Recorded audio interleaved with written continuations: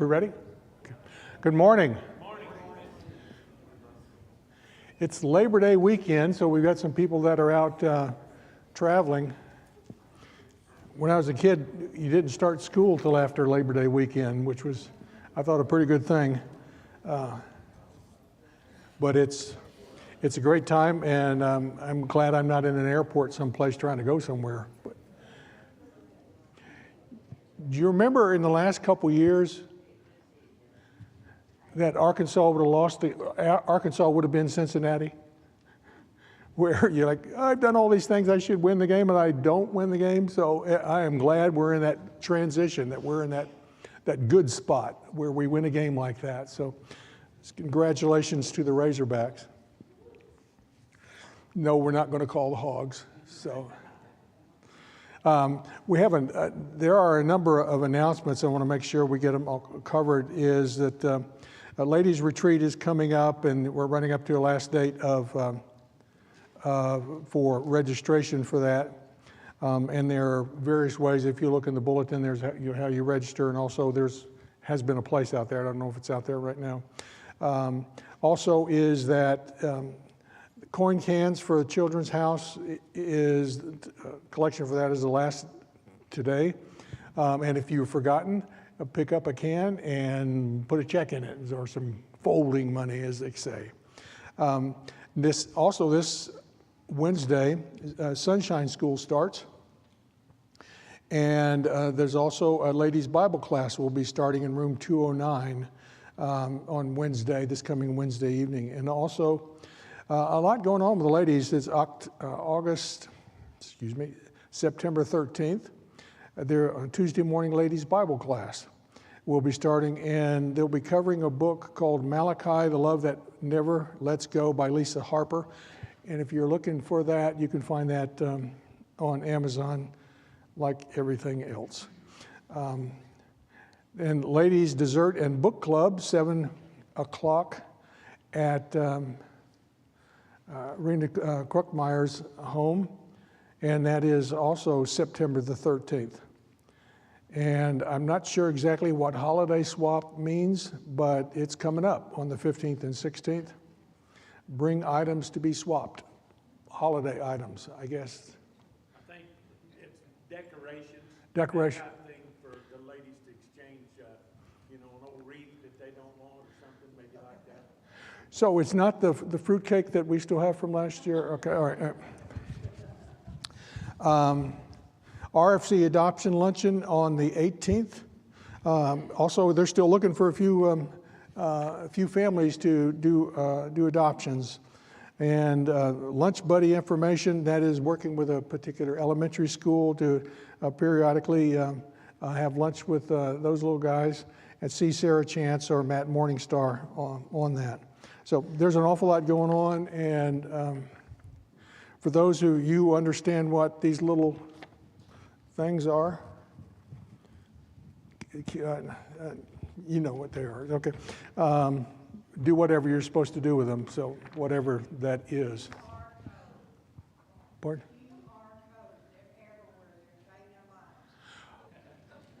There's a lot of things everywhere. I have no idea what it is, so, okay. Yeah. It's not the mark of the devil, is it? Okay. Remember when the scanning codes were in the grocery stores were the mark of the devil? Yeah. There's yeah. We have and I'm going to test your American history, so actually Civil War history, now, because we've had a new guest deer that has shown up. All the deer that we've got or have been visiting with us are sort of a lightish, reddish kind of color. This is a light red kind of color. They're really, really cute. But I have a buck that is gray. He shows up by himself. And his name now is Colonel Mosby. Now, those of you who are looking like, I have no idea who Colonel Mosby is, you need to look him up. He was known as the Gray Ghost because this gray deer only comes at twilight. and appears shortly. And then when I go out to see him a little closer, he's gone. So he's my gray ghost that's out there. We're going to be studying in Ephesians, the 6th chapter. As we've talked about in the last week or so, is that Paul has done this transition from, he's been talking about the church, he's been talking about the unity within the church, that there is no difference between Jew and Greek, the problems that they had with that issue. He's transitioning, and he started that as we looked at in the 5th chapter. He's talked about other relationships, these relationships that we have. One was with Christ, one was Christ and the church, and last week we talked about Christ and the church and husband and wife. So he's going to continue that theme and talking about these human relationships that we have, and he's going to be continuing that with children and their parents, and then in a topic that we find it to be offensive even to talk about between slave and master. And we'll talk more about that in a second. But that's really where we're going to start today. But to get the context right, I'd like for if you don't want to turn to it, it's in Deuteronomy. That's in the Old Testament. Big word, Deuteronomy, the 21st chapter, and I'm going to be reading just a few verses here. If someone has a stubborn and rebellious son who does not obey his father and mother and will not listen to them when they discipline him, some of us may remember either being there or have experienced that, his father and mother shall take hold of him and bring him to the elders at the gate of his town. Makes sense, right? Okay? You've got a rebellious son who won't listen to you. So the mom and dad take him to the elders. And they will say, "This son of ours is stubborn and rebellious. He will not obey us. He's a glutton and a drunkard." Then all the men of his town are to stone him to death. You must purge the evil from among you. All Israel will hear of it and be afraid. Our reaction to that was, that's a little rough. Why would this command be out there? Let's understand this. The child that they're talking about, okay, we're not talking about a 3-year-old, okay? We're not talking about a 3-year-old, okay? Obviously, because we see this thing, he's rebellious and he's a drunkard, those kinds of things, typically not a 3-year-old activity. But why take this kind of action? This is going to relate to Ephesians in just a second. Why take this kind of reaction? And pay attention to that last verse that says, all Israel will hear about this and be afraid. Why is this so stark? Why?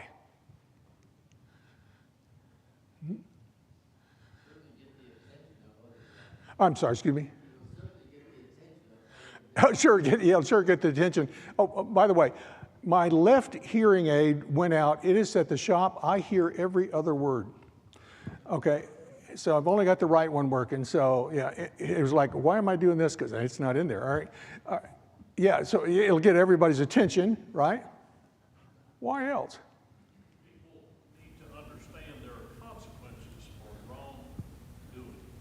People need to understand that there are consequences for wrongdoing. Joe, that was Joe. Okay. The wrongdoing, what determined it to be wrongdoing?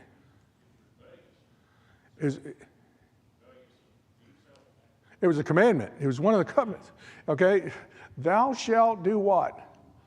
Obey and honor your father and mother. Okay? So we have this child who's still under the control of their mom and dad, who has become rebellious, will not listen to them, and is considered a drunkard, is violating God's covenant. He's violating God's call. So there are consequences to it. But why else?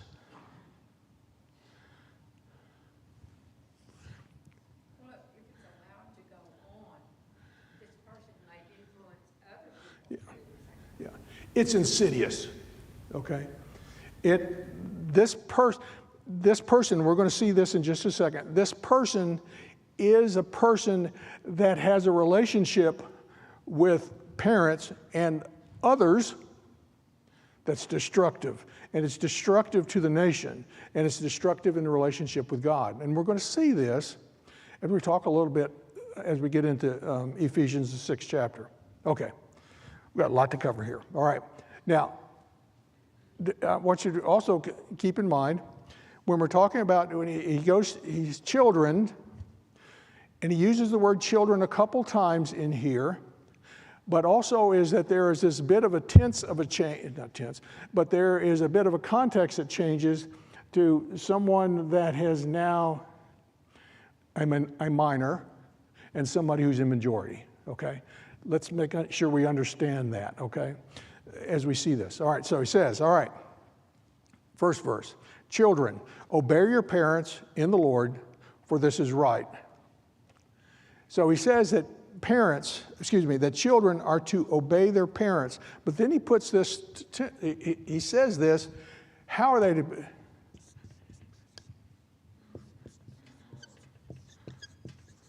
So what does that mean?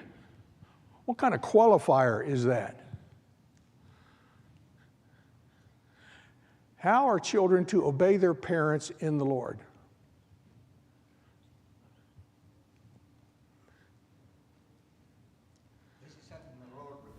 So, and the Lord conveys that. Okay, so if the parent says to child, okay, what we're going to be doing, we're going out and we're shoplifting today. We need to be really busy with this, okay? You're a little guy. What I need for you to do is get as much stuff as you can, throw it in mommy or daddy's, bag here, and we're not going to pay for it. We're going to steal it, okay? Is that in the Lord? No, okay. So what we have here is the qualifier here is that the commands of the mom and dad are to be right. Now, I don't mean right in the sense of not making a mistake or anything like that. I mean they are to be right with God. They are to be in God's order of things. He says, all right, children, obey your parents. Honor your father and mother, which is the first commandment with a promise. We'll see that in a second. So that it may go well with you and that you will enjoy long life on this earth. Obey your parents.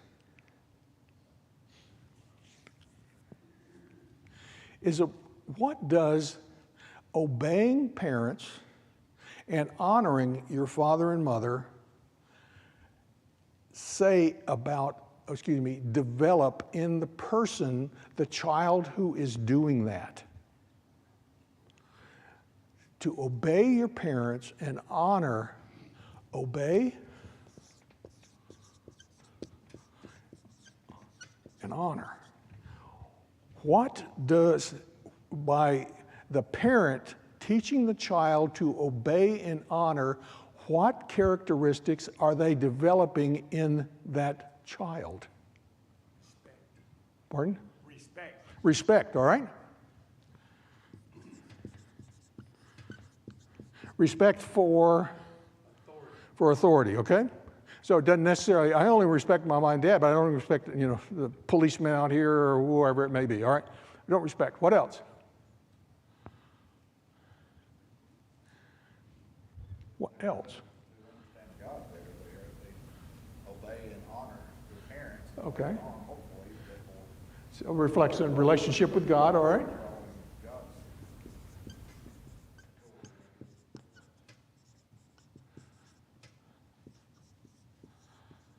What else?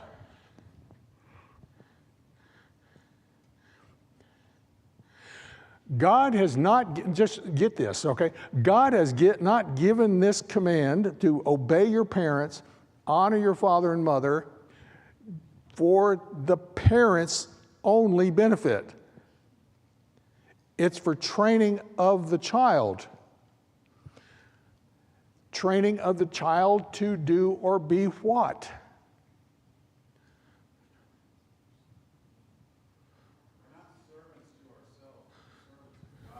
Okay. In that sense of servitude, obedience, we're training the physical aspect of the spiritual. Okay. Service to God. Okay. What else does it do?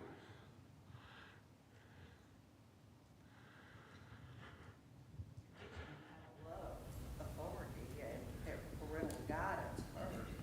And as they age, they will How to love? have an easier time to love God and obey and respect His laws.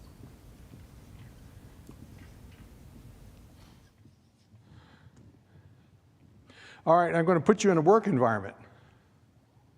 If you have a new employee that comes in and they do not and have not respected their parents, they don't honor their parents, what would you not be surprised in their behavior? They didn't honor you. They're going to be disrespectful, right? All right. Do you think they're going to be, if they don't obey their parents, do you think they're going to be on time? No. You think they're going to be diligent with their work? Do you think they're going to follow your instructions really well? Okay. What he's talking about here is that, yes, they are to obey their mother and father. They are to honor their mother and father. That shows a relationship between them and God, okay? The honor and father and mother and obey brings a relationship between themselves and others that they're going to have to deal with, okay? One more thing I want to say.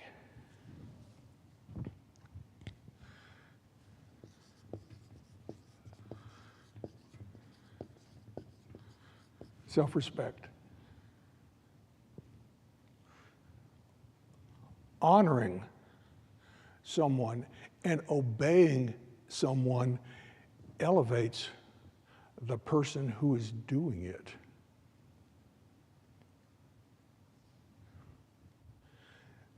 This shows that we have this relationship with God. Larry, Yes, ma'am. I just want to make a quick statement. Yes, ma'am. Everybody, please be careful to not judge when you see a disrespectful, belligerent Yeah. child, because there are some mental Yeah, diseases and correct. Yep. processes that you wouldn't know about, but you would be quick. Oh, sure. Yeah. You know, Yeah. so it's out there. Oh, it's out there. Sure it is. Yeah. Those in, that just, don't ever assume Yeah. that Yeah. they're that way. Yeah. I'll put it this way. What's that old saying? Don't ever judge a book by its cover. Okay. There are some people that have got challenges there. Okay. Thankfully, that universe is not the entire universe. Okay. We see this also. Honor your father and mother, which is the first commandment with a promise. We see in Deuteronomy that it says in the 6th chapter, in the 32nd chapter, it's talking about is that by honoring your father and mother, okay, you will live well on this earth. Okay? What is it? Why would this command, because now he has switched a little bit in the honoring of the father and mother, which is a concept that would be difficult for a 6-year-old, okay, as opposed to the obey, but it switches over to someone who is in the majority, who is capable of doing things that honor father and mother. Why did he tell them this? Why? For some reason, in the United States, is that for some reason when a child hits 18 means they don't get to do anything they want, okay? They can go from obeying parents, so they don't have to obey parents or whatever. Why is that happen, but why does God use a continuation? He doesn't say here, until you get to a particular age. Why does he tell them that they are to honor their father and mother without some caveat that says, until they, or when you get what? It's all back to the same thing here, isn't it? Okay? It describes our relationship that is a continuation of a relationship.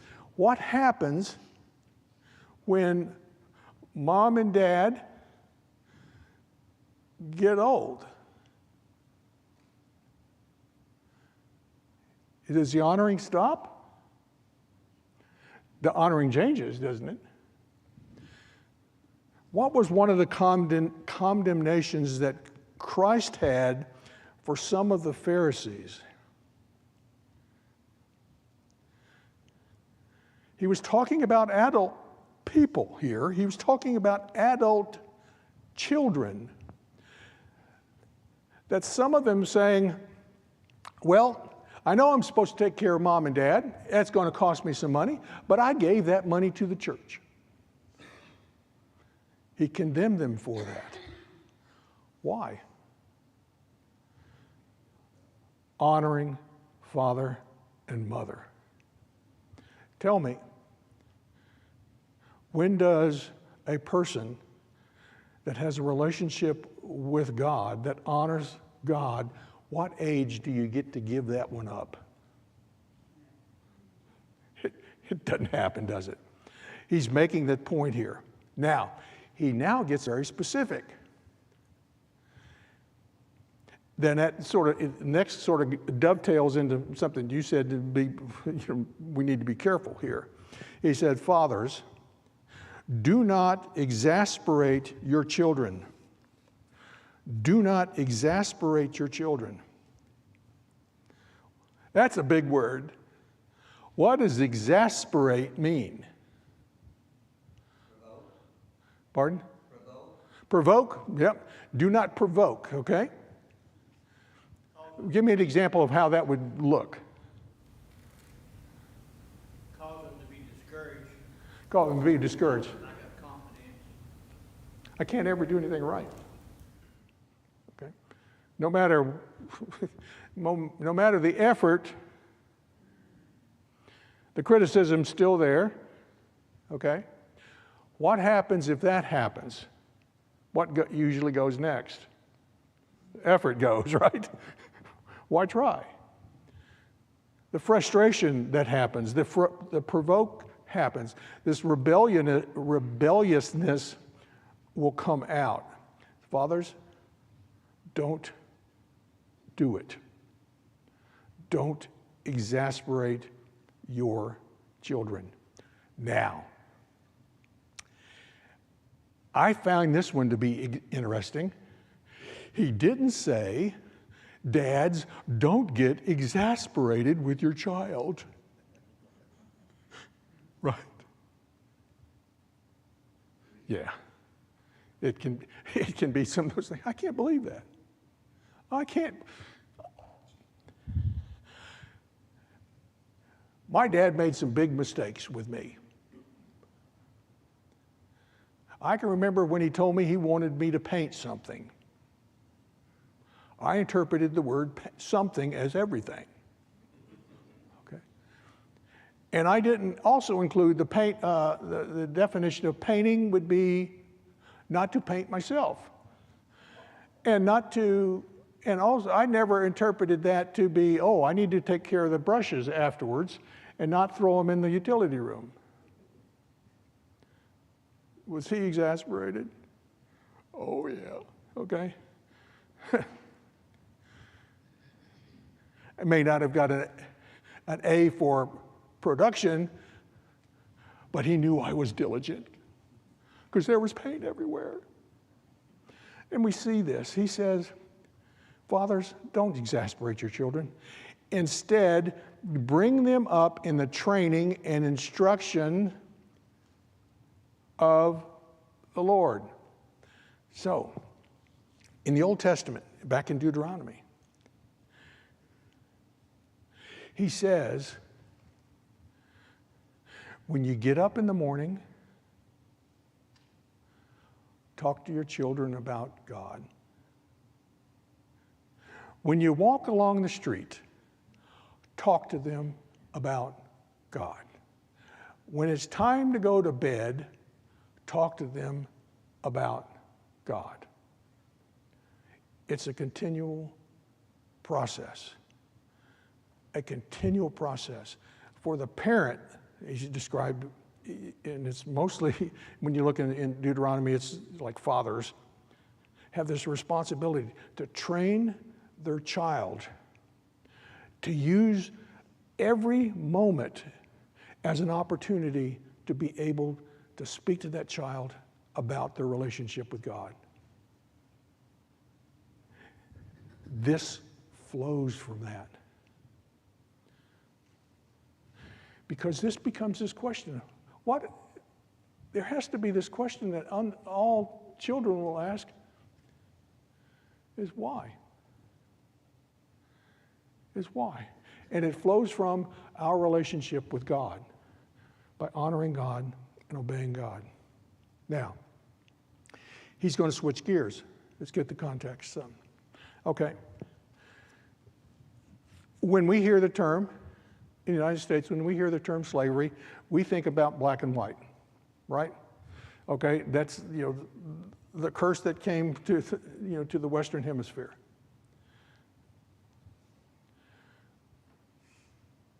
In the first century, and in the centuries before, slavery was based upon conquest and economics. Didn't matter what the race was, just didn't matter.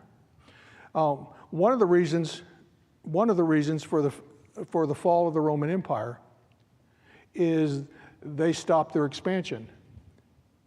When they stopped their expansion, what stopped? The importation of slaves. They needed, every time they would go in and conquer a new country, they'd take a good portion of that country and send them back. That's how they paid for their army. They sold those guys worked, they became slaves. That was the context of him writing here. The other thing that's important for us to see is how Christ deals with this subject. It's wrong. Subjugation of one person over another. It's wrong. It's a heart problem. It's interesting when you think about, now put in the context of what our country experienced. There was a saying that says the only way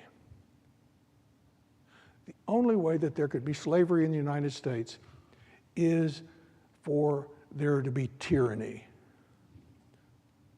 Somebody doesn't want to be a slave, okay? The only way you can control somebody who doesn't want to be a slave is by being a tyrant. And it made people slaved and masters tyrants. And we see here that he talks here about this relationship between slave and master. He says, slaves, obey your earthly masters with respect and fear and with sincerity of heart. By the way, the Greek words that he used for respect and fear is used in Philemon's, again, this same term, but it says that we are to fear and we are to work out our salvation with fear and trembling. Same terms here.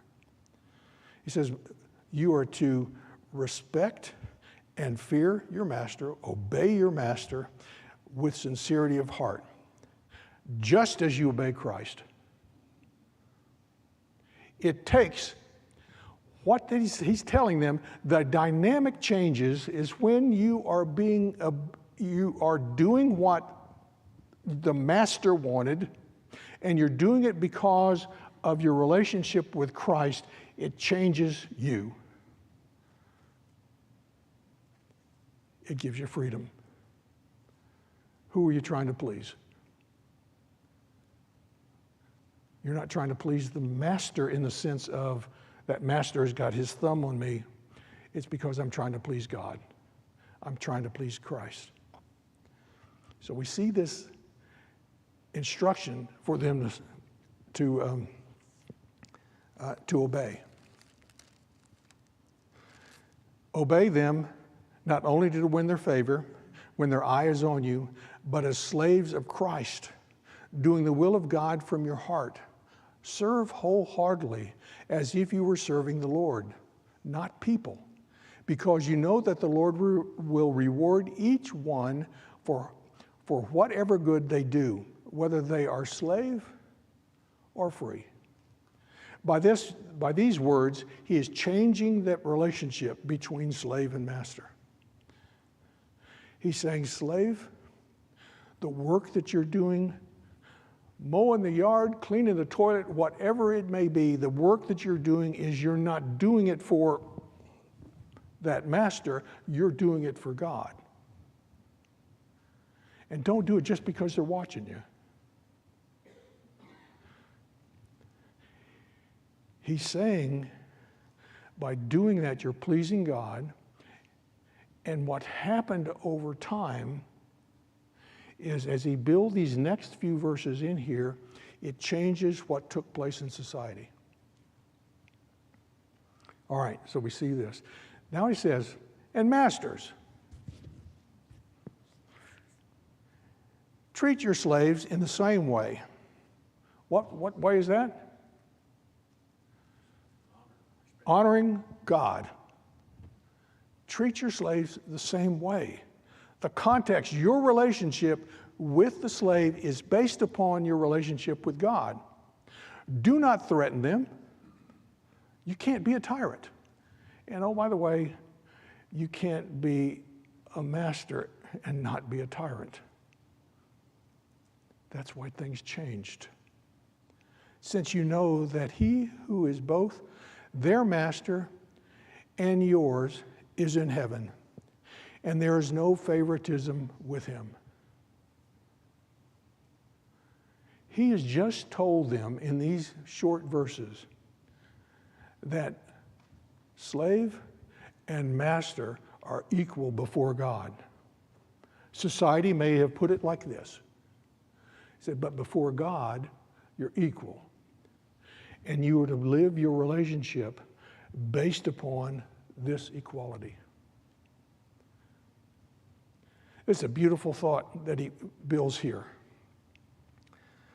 Now, I want to just look at this next verse, and we'll pick it up next week. It said, finally, be strong in the Lord and in his mighty power. Be strong in the Lord.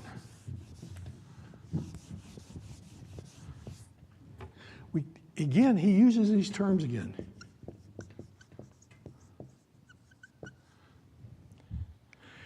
He is telling us that he's going to be telling us in these verses, says we are in a huge conflict. There is this war. Paul, in part of these verses, he uses as a military as a metaphor, and then another point he uses athletics as a metaphor. But here he's telling him, he says, be strong in the Lord, in his might.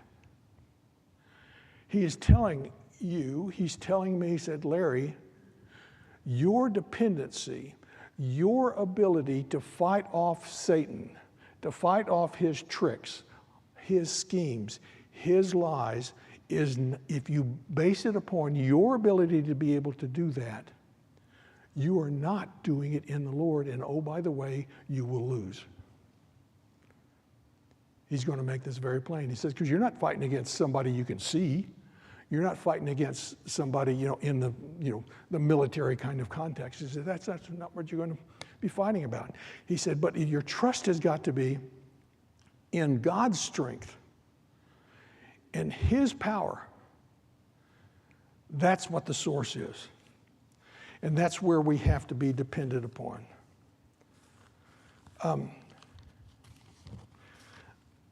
We're going to stop there a second because the elders have been gracious enough to give me a few moments.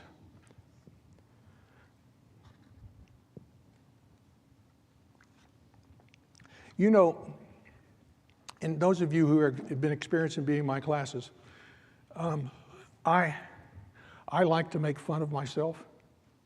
And the only time I'm really trying to get your attention about me is when I do stupid things. And that's the way I go through life, do that. But it's interesting that God has given us all the exact same blindness.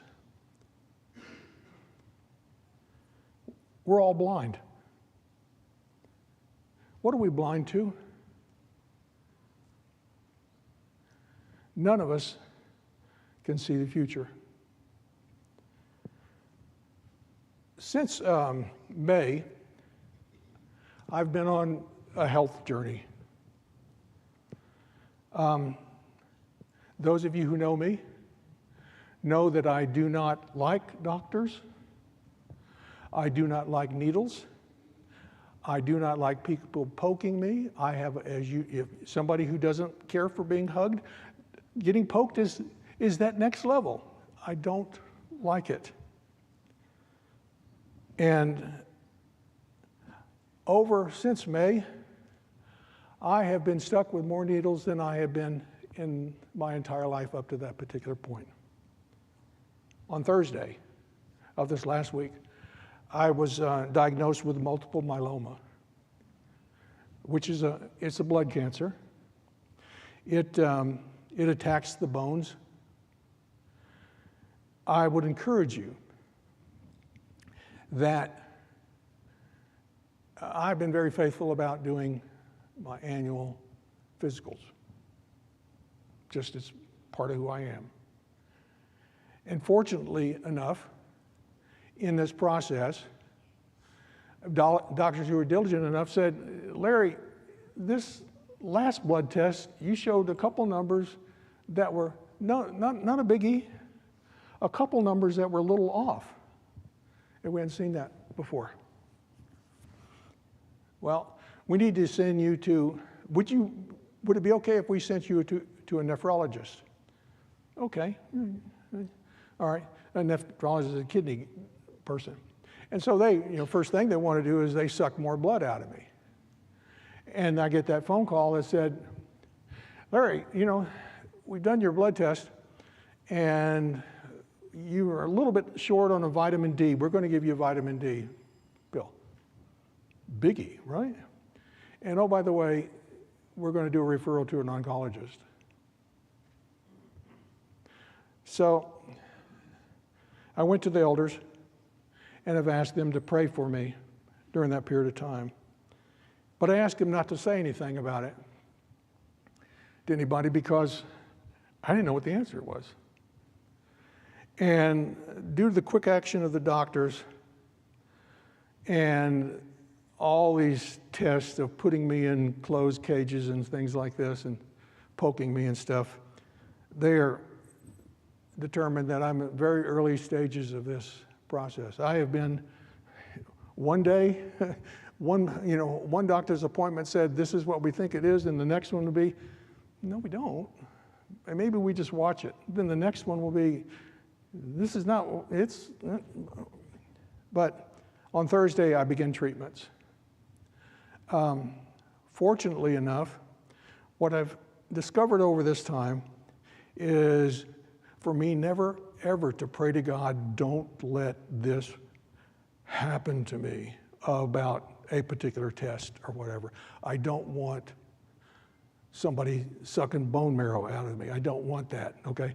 That is a sure sign there's going to be a bone sucker coming.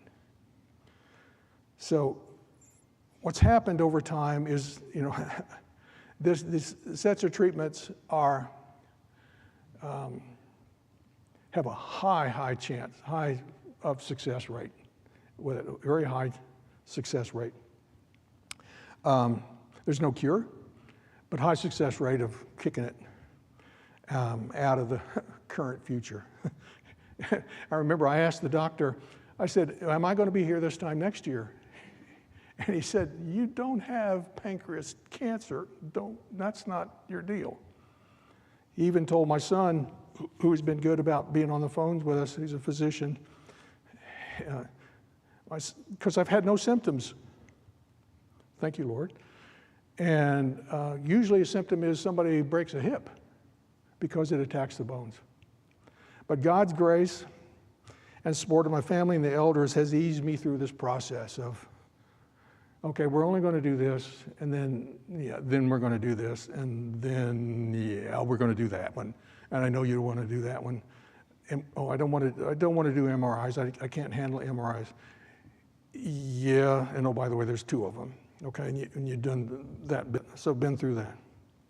So what I'm asking you to do, I ask for your prayers,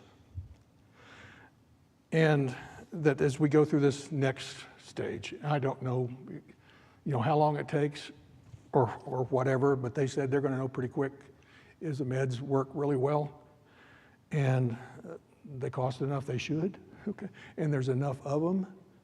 I'll be taking more pills and shots, no radiation, and Lord willing, my hair is not supposed to fall out and all that other kind of stuff from it.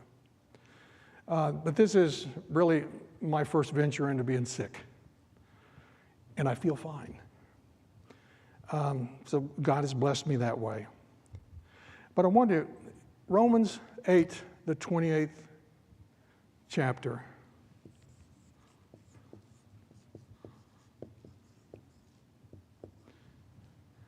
It says, God will bless me in all things. I have more than once said, God, I don't get it. Why is it your will that this has happened?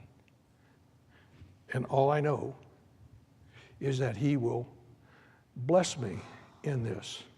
And I encourage you, and in your prayers, healing, of course, but for Larry to behave himself and act with good grace. And that whatever is, I bring him glory. And by the way, this may sound very brave. No. But I reflect Christ's anxiety in Gethsemane. Take it away. Take this cup, pass. I do hope to continue to teach the class, but I'm going to have to play a little bit by ear because I start on these meds on Thursday, and they say, doctors will all tell you, people tolerate really well. I don't know exactly what that means, okay? But pray for my family. They have to put up with someone who doesn't like to do all this stuff, doesn't even want to think about all this stuff, but it's coming. But I trust in God's promises. And I know this group. I know you'll do that. But I want you to know one more thing. 2 more things. One is I love you deeply. 2, I asked the doctor this. Janice can confirm that I did ask the doctor this. Did my consumption of bacon have anything to do with this? And he said no. He did say it might affect other parts of your body, but it didn't have anything to do with this. So we'll stop there and I'll pray. Heavenly Father, thank you so much for your word. Thank you for teaching us how to be good husbands and wives and raising of our children and being good children also. Heavenly Father, you love us so much. And Lord, that you pray that you would be with me at this time and my family and this family here. We thank you so much for your love. We thank you for your promises because that's where we put our hope. In Jesus Christ's name, amen.